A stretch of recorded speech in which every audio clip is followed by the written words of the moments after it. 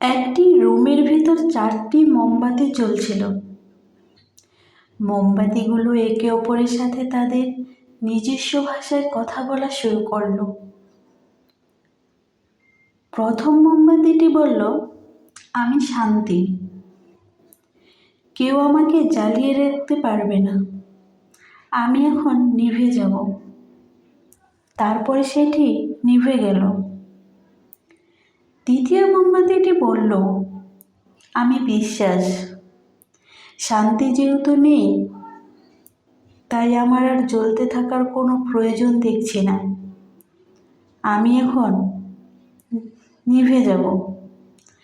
কথা শেষ করার পর দ্বিতীয় মোমবাতিটি নিভে গেল। তৃতীয় মোমবাতি এবার মুখ খুলল, বলল, আমি ভালোবাসা, শান্তি এবং বিশ্বাস কেউ নেই, তাই আমারও বেশিক্ষণ জ্বলার মতো শক্তি নেই। মানুষেরা আমাকে গুরুত্ব না দিয়ে একপাশে সরিয়ে রাখে। শুধু তাই না, ওরা প্রিয় মানুষগুলোকে পর্যন্ত ভুলে যায়। কথা শেষ করে তৃতীয় মোমবাতিটিও নিভে গেল।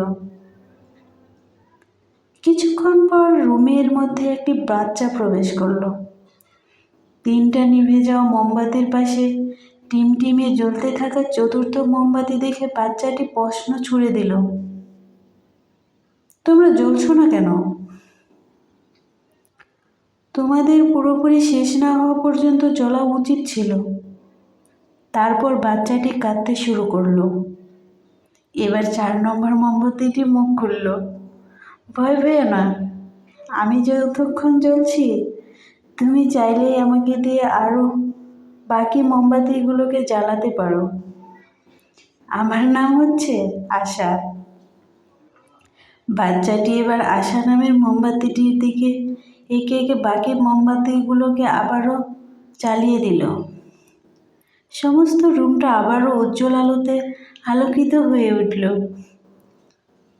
গল্পটি রূপক, কিন্তু হাজারো হতাশা, দুঃখ আর সমস্যার অন্ধকারে ডুবে গিয়ে আশা নামের আলোটিকে কখনোই নিভতে দেওয়া উচিত নয়।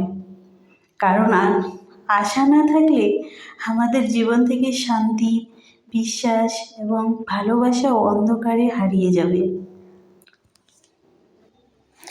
ধন্যবাদ সবাইকে।